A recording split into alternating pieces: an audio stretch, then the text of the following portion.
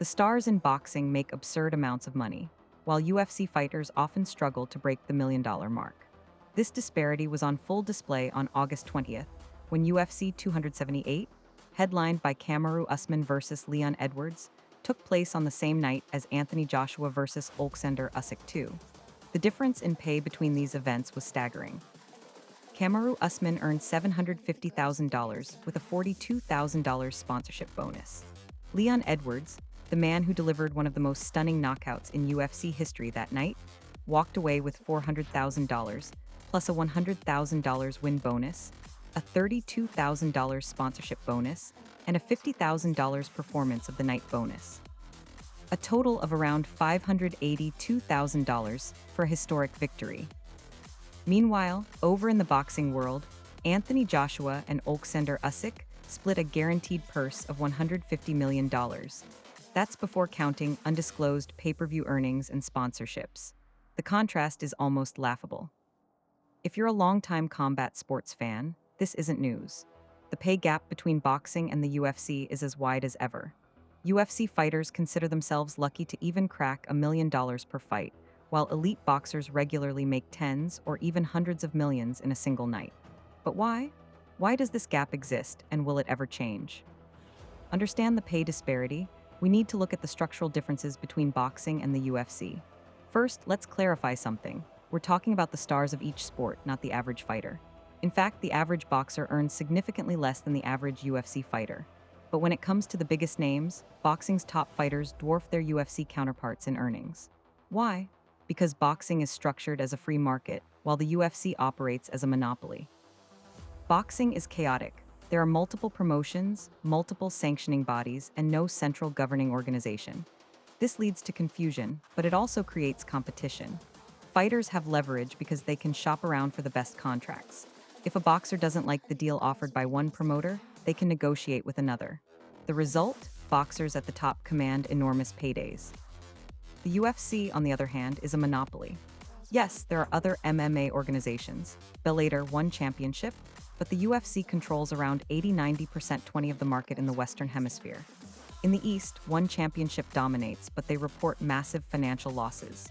In reality, UFC has no real competition, allowing them to dictate fighter pay without any market forces driving up salaries.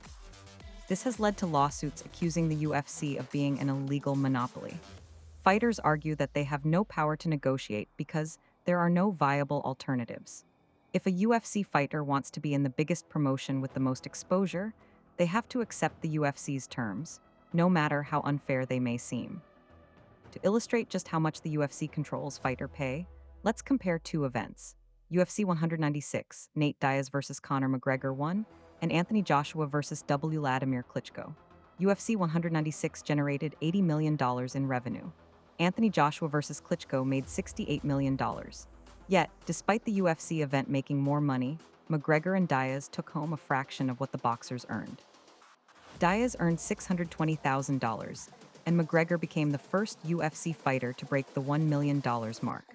Meanwhile, Joshua and Klitschko split $30 million, each pocketing around $17 million. In other words, despite the UFC event making $12 million more than the boxing event, the fighters in the UFC event earned $14 million less than the boxers. This pattern isn't unique to these events. On average, the UFC only pays its fighters around 16% 20 of total revenue. Boxing and other leagues, like the NFL and NBA, typically distribute around 40–50% 20 to athletes. The UFC functions like a major sports league. Fighters are treated as employees, not independent contractors. The UFC owns the brand, the production, and the matchmaking. Fighters don't get to negotiate terms beyond their initial contracts. They take whatever the UFC offers. Boxing operates differently.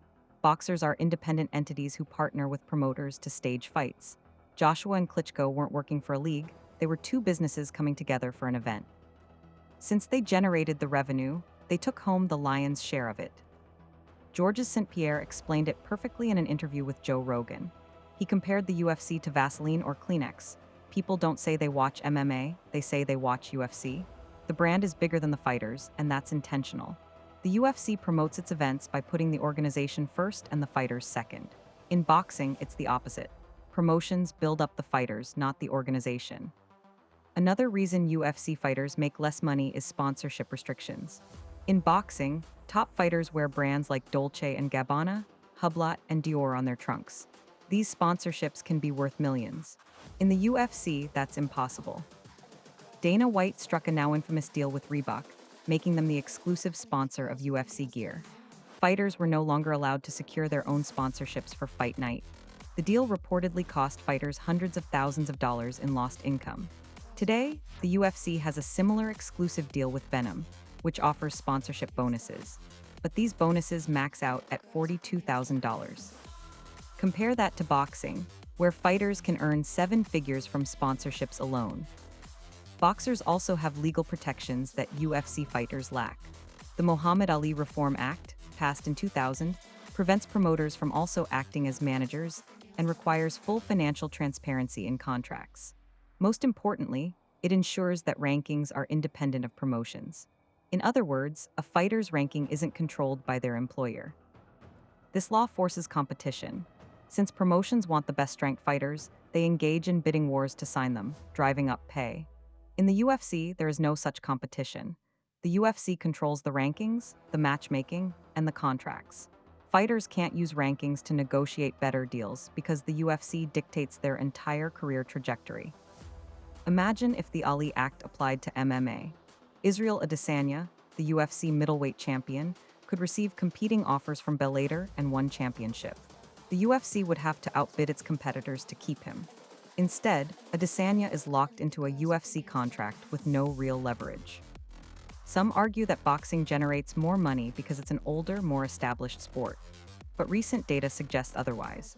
Over the last 7 years, boxing and the UFC have been comparable in pay-per-view sales and revenue. Since 2015, the UFC has had 12 events surpass 1 million PPV buys, while boxing has had 9, excluding YouTube boxing events. The money is there in the UFC, it just isn't going to the fighters. With mounting legal pressure, increased public scrutiny, and the emergence of new promotions like the Global Fight League, which promises a 50-50 revenue split, the UFC may be forced to change its model. But for now, the reality remains. Boxing superstars get paid like kings, while UFC fighters fight for scraps in a billion-dollar business.